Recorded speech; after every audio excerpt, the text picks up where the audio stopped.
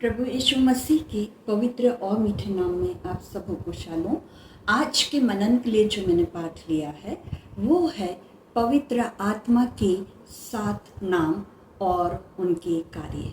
सो प्रियो, हम सभी जानते हैं कि जो पवित्र आत्मा है वो परमेश्वर पिता का तीसरा रूप है और हर एक विश्वासी जो प्रभु यीशु मसीह पर विश्वास करता है उसमें परमेश्वर पिता का आत्मा निवास करता है और परमेश्वर का आत्मा हर एक विश्वासियों को शिक्षा देता है, सहायता देता है और उनका मार्गदर्शक होता है। सुप्रियो, वचन में अर्थात बाइबल में पवित्र आत्मा के कई नाम दिए गए हैं, पर हम केवल 7 नामों को देखेंगे और उनके कार्यों को भी हम आज देखने जा रहे हैं। पहला नाम है परमेश्वर का आत्मा। परमेश्वर का आत्मा, इसके विषय में हम पढ़ते हैं 1 यूहन्ना 4 और उसका 2 पद, और वहाँ पर लिखा हुआ है कि परमेश्वर का आत्मा तुम इसी रीति से पहचान सकते हो कि जो कोई आत्मा मान लेती है कि प्रभु यीशु शरीर में होके आया वह परमेश्वर की ओर से है। प्रियो, पवित्र आत्मा स्वयं परमेश्वर का आत्मा है। वह परमेश्वर की उपस्थिति को हमारे अंदर लेके आता है।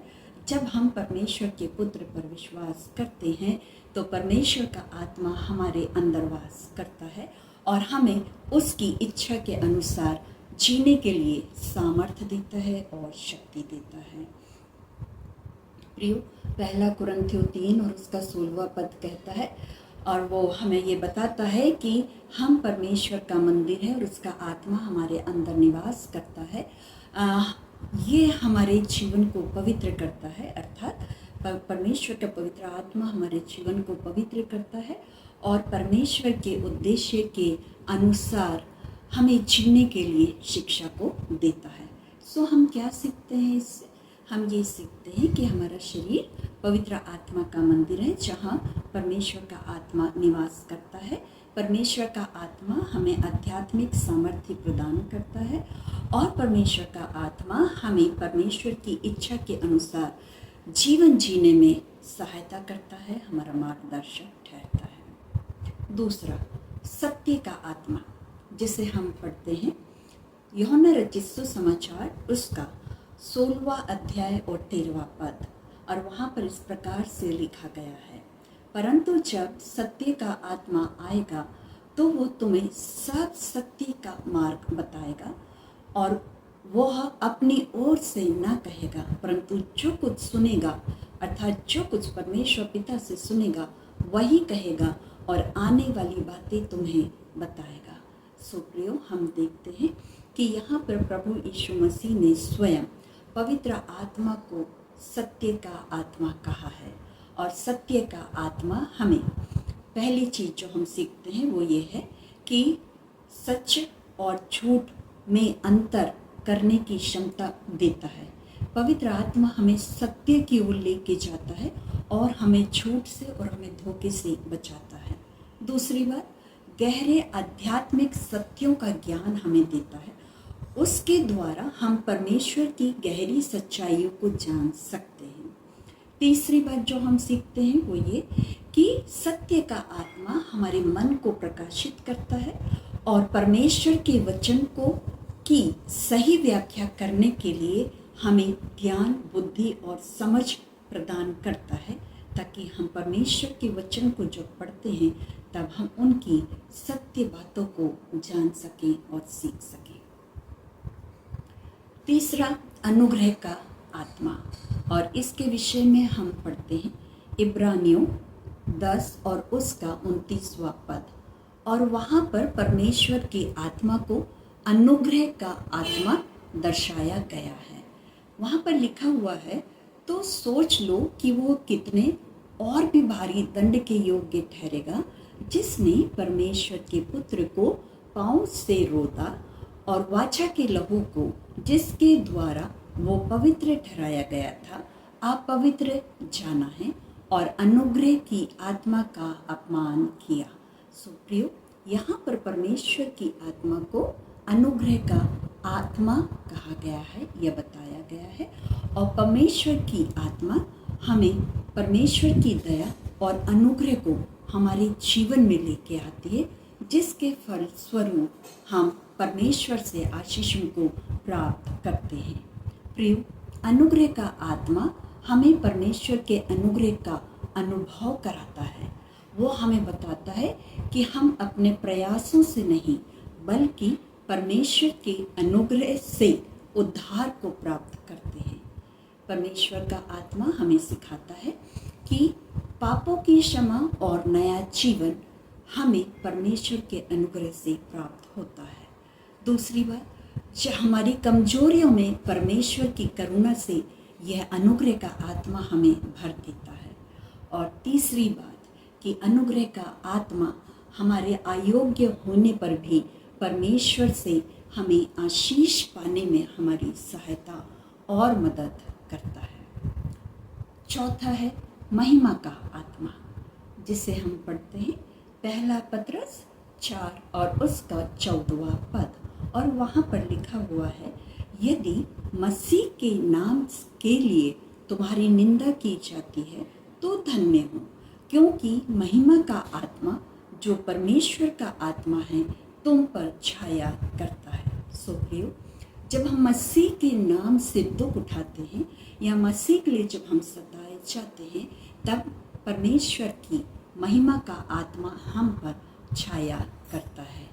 महिमा का आत्मा हमें, पहली बात हम देखते हैं कि परेशानियों में, परीक्षाओं के समय आत्मिक सामर्थ्य को, आत्मिक बल को प्रदान करता है और हमारे साथ रहता है और हमें कठिनाइयों में भी आनंद और शांति देता है और हमें आशा और सम्मान का अनुभव करवाता है। दूसरी बात हम देखते हैं कि महिमा का आत्मा हमें मसीह के स्वरूप में बदलता है और हमारी विश्वास योग्यता के लिए हमें अनंत पुरस्कार देता है, अर्थात महिमा का मुकुट हमें प्रदान करने में, उसे प्राप्त करने में हमारी सहायता और मदद करता है और हमें परमेश्वर की महिमा का अनुभव करवाता है।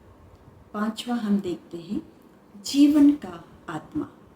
इसे हम पढ़ते हैं रोमियो 8 और उसके दूसरे पद में, जहाँ पर लिखा हुआ है, जीवन की आत्मा की व्यवस्था ने मसीह यीशु में मुझे पाप की और मृत्यु की व्यवस्था से स्वतंत्र कर दिया। अर्थात जीवन की आत्मा की व्यवस्था ने मसीह यीशु में मुझे पाप की और मृत्यु की व्यवस्था से स्वतंत्र कर दिया। अर्थात जीवन का आत्मा हमें नया जीवन प्रदान करता है, वो हमें पाप और मृत्यु के बंधन से छुड़ाता है और हमें स्वतंत्र करता है ताकि हम एक अच्छा और परमेश्वर की उपस्थिति में एक उत्तम जीवन को हम जीने पाते हैं और उसके लिए वो हमें सामर्थ्य प्रदान करता है। प्रियो, जीवन का आत्मा हम सीखते हैं, पहली बात हमें पाप के गुलामी से मुक्त करता है और आध्यात्मिक जीवन हमें देता है। दूसरी बात हम देखते हैं कि वो हमारे अंदर नया जीवन और नया जन्म उत्पन्न करता है। और तीसरी बात हम देखते हैं कि परमेश्वर का ये जीवन का आत्मा हमें परमेश्वर के साथ, परमेश्वर के अनुसार जीने में हमारी सहायता और मदद करता है और हमें शक्ति प्रदान करता है। छठवां, सहायक या संतावना देने वाला पवित्र आत्मा, जिसे हम पढ़ते हैं यूहन्ना 14 और 26 में। वहाँ पे लिखा हुआ है, परंतु सहायक अर्थात पवित्र आत्मा जिसे पिता मेरे नाम से भेजेगा, वो तुम्हें सब बातें सिखाएगा और जो कुछ मैंने तुमसे कहा है वो सब तुम्हें स्मरण कराएगा। सो प्रियो, प्रभु यीशु मसीह ने पवित्र आत्मा को सहायक कहा है, जो हमारे साथ रहने और हमारी सहायता करने के लिए भेजा गया है। वो हमारे दुख में संतावना देता है और हमें परमेश्वर की उपस्थिति का अनुभव कराता है। अर्थात हम ये कह सकते हैं या हम ये समझते हैं कि जो सहायक पवित्र आत्मा है वो परमेश्वर के वचन की सच्चाई को हमें सिखाता है, हमारे जीवन में उन्हें लागू करने के लिए हमारी सहायता और मदद करता है, अर्थात वो हमारा शिक्षक है। फिर वो हमारे दुखों में और कष्टों में हमें संतावना देता है, हमें कंफर्ट प्रदान करता है, हमारे आंसू पोंछता है और हमें आशा प्रदान करता है, अर्थात वो कंफर्टर है। तीसरी बात हम देखते हैं कि हमारे जीवनों में कठिन निर्णय और चुनौतियों के समय वो हमें मार्ग बताता है, हमें किस मार्ग में जाना है, क्या सही है क्या गलत है, अर्थात वो हमारा मार्गदर्शक है। आइए अब हम 7वें नंबर पे चलते हैं। 7वां है ले पालकपन का आत्मा, जिसे हम पढ़ते हैं रोमियो 8 और उसके 15वें पद में, और वहाँ लिखा हुआ है, क्योंकि तुमको दासत्व की आत्मा नहीं मिली कि फिर भयभीत हो, परंतु ले बालकपन की आत्मा मिली है, जिससे हम हे अब्बा और हे पिता कहकर पुकारते हैं। सो प्रियो, ले बालकपन की आत्मा हमें परमेश्वर की संतान होने का अनुभव कराता है और हमें परमेश्वर पिता को अब्बा कहने की स्वतंत्रता देता है। सो प्रियो, आज हमने पढ़ा पवित्र आत्मा के 7 नाम और उनके कार्य। पहला है परमेश्वर का आत्मा, जो कि हमारे शरीर में पाया जाता है और हमारे शरीर में रहता है, हमारे साथ निवास करता है और हमें परमेश्वर की इच्छा के अनुसार जीवन जीने में हमारी सहायता और मदद करता है। दूसरा सत्य का आत्मा, जो कि हमें परमेश्वर के साथ रहकर हमारी सहायता और मदद करता है कि हम सच्चे को और झूठे को पहचान सकें, क्या सही है और क्या गलत है हम उसे समझ सके। वो हमारे मन को प्रकाशित करता है ताकि हम परमेश्वर के वचन को सही रीति से समझ सीख सकते हैं और याद रख सकते हैं।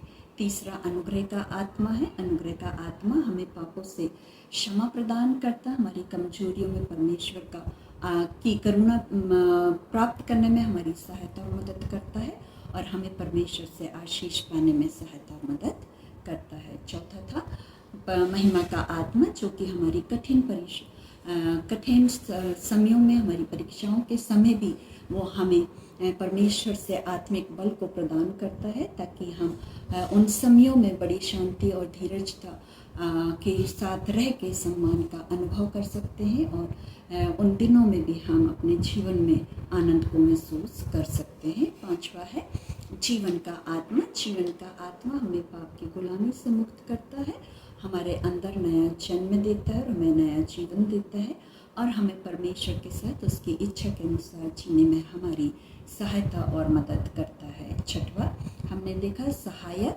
संतावना देने वाला पवित्र आत्मा, जो कि हमें संतावना देता है हमारे कष्टों के समय। वो हमारा शिक्षक है और वो हमारा मार्गदर्शक भी है। और सातवां है ले बालकपन का आत्मा, जो कि हमें परमेश्वर की संतान होने का अनुभव कराता है और हे अब्बा और हे पिता कहने की हमें परमेश्वर पिता को इस प्रकार से पुकारने की हमें स्वतंत्रता देता है।